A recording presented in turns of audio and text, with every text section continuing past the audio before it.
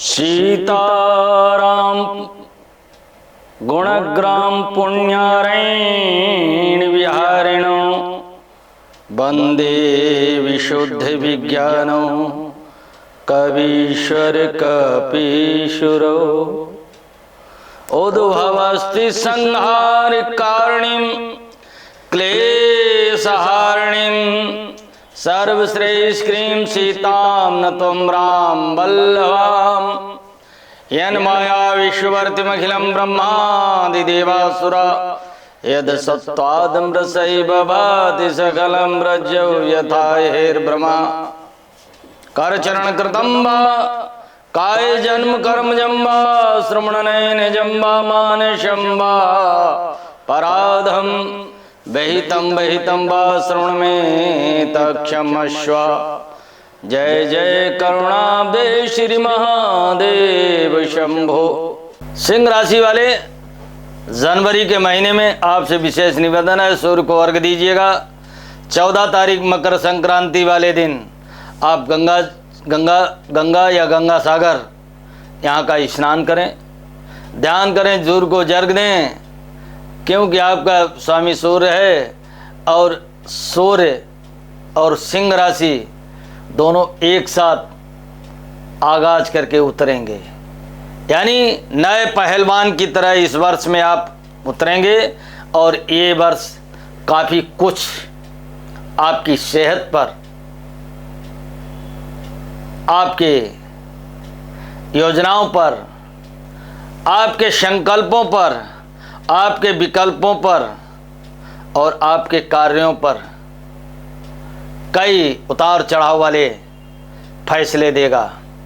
इसलिए मेरा आपसे सुझाव है 2025 पूर्वार्ध भाग कुछ हल्का रहेगा, मध्याह्न और उत्तरार्ध भाग आपके जीवन को फैसलों के साथ, फैसले कैसे आपके मुताबिक निर्णय देंगे। करना क्या है, आप वर्ष भर सूर्य से या सूर्य की उपासना से अलग नहीं रहिएगा। हो सके तो सूर्य के प्रकाश में चढ़ी हुई सर्दी हो, चढ़ी हुई गर्मी हो, तो वहाँ पर योगा करें। मध्याह्न काल में सूर्य जब चढ़ता चढ़ा हुआ होता है और शरदकालीन में गंगा में खड़े होकर के अंजलि दे करके सूर्य को अर्घ दें। आपकी सारी मनोकामना 2025 भव्य तरीके से प्रदान करेगा। ये 2025 किन किन राशियों के लिए क्या क्या लेकर आया है। कुछ लोग प्रश्न कर देते हैं कि आखिर ये ज्योतिष सही है या गलत, इसे मानना चाहिए कि नहीं।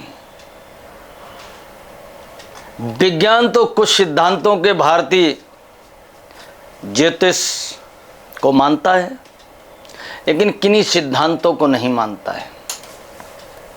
ज्योतिष यूरोप के सभी देश, अरब, मिस्र, बल्कि मिस्र की सभ्यता में भी ज्योतिष को माना जाता है।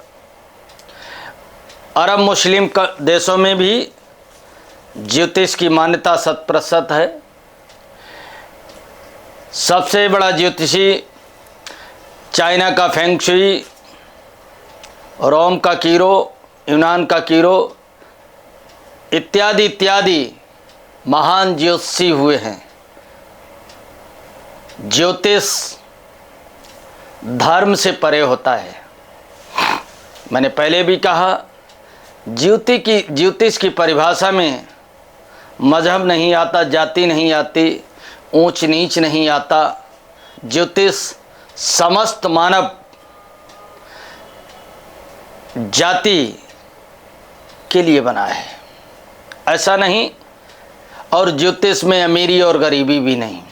हाँ, एक सिद्धांत है ज्योतिष का कि ज्योतिष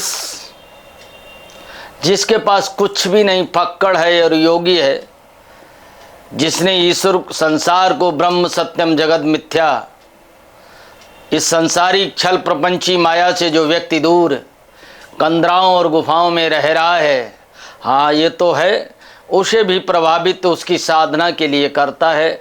कभी कभी तो साधक बन जाता है, कभी साधना उसकी पूरी नहीं होती है। कभी तो वो मोक्ष या स्वर्ग की प्राप्ति, भगवत प्राप्ति कर लेता है, लेकिन कभी नहीं भी। इसी प्रकार से ज्योतिष मानव मात्र के लिए जहाँ तक आपकी दृष्टि पड़ती है वहीं तक की सृष्टि है, और प्रकृति के सभी स्वरूपों में समय का अपना एक सिद्धांत है। जहाँ गति है वहीं समय है, और जब समय छोटा पड़ जाता है और गति की स्पीड बढ़ जाती है तो वो दिव्यम ददात यानी लाइट की स्पीड या प्रकाश की गति कहलाती है। और प्रकाश की गति में जो व्यक्ति चलने लगता है फिर उसे समय की सीमाओं में नहीं बांधा जा सकता, समय छोटा पड़ जाता है। लेकिन इस भूतल पर रहने वाले प्राणियों के लिए गति को क्रॉस करना नामुमकिन है, अर्थात समय बड़ा पड़ जाता है, और जब समय बड़ा पड़ जाता है तो समय से आदमी बड़े परेशान हो जाता है। समय एक ऐसा सिद्धांत है, जिन जिन पर समय पड़ा, राजा से रंक बना दिया, रंक से राजा बना दिया। तब आवश्यकता मनुष्य ने खोज की ज्योतिष की। ज्योतिष मनुष्य जीवन में, जो लोग अपने जीवन में सफलतम कार्य में करने में सफल रहे हैं या महान बनने में सफल रहे, उसमें ज्योतिष का भी अपना सिद्धांत रहा। रावण से लेकर के, राम से लेकर के कृष्ण, गांधी और गौतम, ये सब लोग अपने जीवन में ज्योतिष के सिद्धांतों को पाते चले आ रहे हैं। आज भी विकसित दुनिया के ये सत्य है कि मनुष्य ने ज्ञान की खोज की, विज्ञान की खोज की, परिश्रम और प्रयास किए, संसाधन जुटाए, विकसित भारत बना, विकसित दुनिया बनी, लेकिन उसमें ज्योतिष का भी अपना एक सिद्धांत है। तो आओ चलते हैं कि ज्योतिष 2025 में आपके लिए क्या लाया है।